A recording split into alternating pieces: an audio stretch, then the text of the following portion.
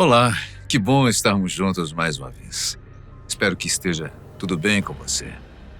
Cá pra nós, você acredita em bruxaria? Pra você, o que define uma bruxa ou um bruxo? Assista com atenção o caso que vou contar pra você e deixe a sua opinião sobre isso nos comentários. E por falar em assuntos macabros do além, nós contamos hoje com a participação especial do nosso amigo ali no fundo, percebeu? Mas faz parte desse cenário e para que você entre na história com a gente. Tudo aconteceu na cidade de Campo Grande, no Mato Grosso do Sul, em meados de 1967, num bairro chamado Vila Afonso Pena, mas era conhecido por Sapolândia, acredita? Devido ao constante coachar de sapos que havia na região. Hoje, o mesmo lugar é conhecido como Bairro ou Vila Taquaruçu, que desde aquele fato vem carregando o que se tornou uma verdadeira lenda urbana. Bom, lá na Rua Dracena vivia uma mulher chamada Célia de Souza, 49 anos de idade, que era natural de Campo Grande. Ela vivia com seu companheiro, João Luiz da Silva, de 26. Já naquela época era comum o trabalho de babás. E era o que Célia fazia, apesar de não ser a mais querida pelos pais. Com eles, sob o mesmo teto, viviam ainda 3 famílias. A de Bertolino Larson, a de José Fernandes e os filhos de Joaquim Manuel da Silva, que ficava a maior parte do tempo no seu trabalho, a uma certa distância da cidade. Só as crianças das famílias somavam 10 pessoas. Bom, conforme se lê nos autos, Célia, além de cuidadora, era conhecida como curandeira e também por fazer supostos feitiços, aqueles para trazer o amor de volta, melhorar a vida financeira, conseguir um emprego e todas aquelas promessas que normalmente lemos nos anúncios colados em postes e pontos de ônibus até os dias de hoje. Para alguns, isso tem veracidade e validade. Já para outros, é uma grande enganação com o único intuito de ganhar dinheiro de pessoas desesperadas.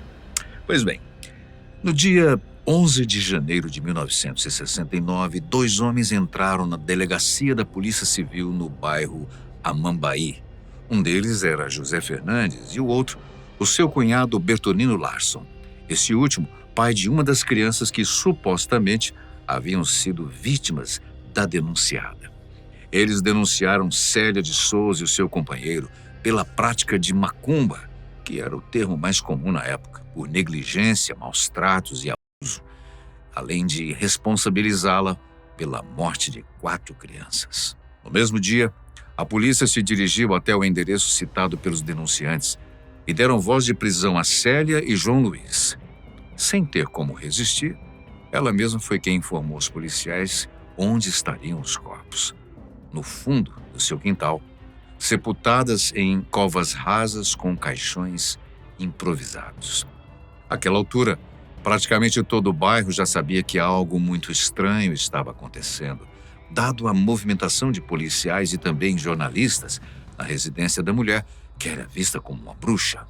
Os jornais chegaram a estampar a foto com a cena em que Célia está agachada próxima a uma das covas, fumando um cigarro, enquanto observada por outros 2 homens, supostamente da Polícia Civil. Na primeira cova estavam os restos de Aparecido de Jesus Larson, de apenas 3 anos de idade, e na outra, de Dirce da Silva, de apenas 7. Aparecido era filho de Bertolino Larson, um dos denunciantes, enquanto Dirce era filha de Joaquim Manuel da Silva. Mas ainda faltavam 2 corpos. Célia disse que o de Catarina da Silva, a outra filha de Joaquim Manuel, estaria nos fundos de uma outra residência onde Célia havia morado, no bairro Anair. Cavucaram todo o terreno, mas o que encontraram foi somente pés de mandioca. Catarina, que ainda não havia completado 3 meses de vida, nunca foi encontrada. A 4ª vítima foi Renato da Silva, também filho de Joaquim, que morreu na residência onde Célia estava morando, sob circunstâncias desconhecidas. Depois disso, todos foram para a residência de Flora de Souza, mãe da acusada Célia, onde se encontravam outros 2 filhos de Joaquim, os menores Adilson e Neuza. De acordo com os autos, ambos estavam em situações deploráveis, malnutridos e com sinais de abuso doméstico. As crianças foram imediatamente levadas à Santa Casa. Bem, a história passa a ter um contorno mais confuso e com requintes de terror. Durante o interrogatório na delegacia, Célia admitiu a morte das crianças, mas negou ter feito qualquer tipo de trabalho espiritual com elas, até mesmo porque ela havia deixado de realizar os seus rituais 4 anos antes, conforme informou aos policiais. Segundo consta nos autos, Célia costumava dar o que chamava de água florida, que, pelo que ela disse, era feita à base de um fortificante de marca famosa. Foi apurado que as crianças que eram colocadas sob os cuidados de Célia eram mal alimentadas e deveriam agir sob regras altamente rígidas. Mas o que deixou todo mundo consternado foram alguns hematomas em seus corpos, que davam a entender que as crianças não estavam sendo bem tratadas, aliás, muito pelo contrário. A família de José Fernandes, incluindo sua esposa Luzia e seus 8 filhos, moravam há um tempo com Célia e João Luiz. O que ele disse foi aterrorizante. Tanto ele como Luzia e seus filhos eram constantemente colocados em situações difíceis, passavam por vexames, por fome, além de também sofrerem abusos por parte do casal. Bertolino, seu cunhado, que também passava pela mesma situação, teria decidido fugir com a sua família durante a madrugada para não ser flagrado por Célia e João. José Fernandes ainda contou à polícia que não eram só eles os alvos de Célia. Ela também tinha o costume de abusar do seu próprio companheiro, João, que por sua vez era obrigado a abusar dos outros que moravam naquela casa. Houve uma ocasião em que João tentou ferir Bertolino mortalmente, tanto que ele carregava consigo a cicatriz no lado esquerdo do peito. Joaquim, o pai de 3 das 4 crianças vítimas de Célia, havia sido abandonado pela esposa Júlia, que além de tudo deixou com a responsabilidade de criar os filhos. Ao que parece nos autos, Júlia o deixou depois que a filha mais nova do casal, Catarina, veio a óbito, e por sugestão de Célia, terem-na sepultado sem qualquer cerimônia nos fundos da casa onde eles viviam com ela. Devido ao seu trabalho ser numa fazenda, a única pessoa que ele achava que fosse capaz de ajudá-lo era a própria anfitriã, Célia. Errou feio, pelo jeito. A comida que ela oferecia aos seus hóspedes era a pior possível. Segundo Fernandes, era geralmente feita com folhas de cenoura misturada com milho e feijão carunchados, sem qualquer tempero. E, nas palavras do denunciante, ela não os alimentava. Dava comida como se dá aos porcos. Os salários que eram pagos tanto a Fernandes, Bertolino e também Joaquim, já que os 3 trabalhavam, eram passados automaticamente para Célia, que, sob a desculpa de ter que arcar com as despesas que tinha com eles. Mas ela fazia tudo diferente. Os alimentava muito mal e ainda comprava móveis para sua casa e outros itens para uso pessoal. E para aquelas famílias que era para ela ajudar a cuidar, o resto era muito. Em sua defesa, Célia dizia que os alimentava bem e que dava até biotônico para as crianças, desde que a primeira delas começou a apresentar sinais de fraqueza e desnutrição. Ela ainda disse que quando uma das crianças começava a apresentar sinais de estarem doentes, ela sugeria levá-los ao médico, mas nenhuma das famílias deu a devida atenção. Bertolino e também Joaquim teriam ajudado Célia no sepultamento de Catarina, filha de Joaquim. Quando Célia, João e os demais se mudaram da casa do bairro Anaí para se instalarem no então conhecido bairro Sapolândia, as ocorrências não pararam.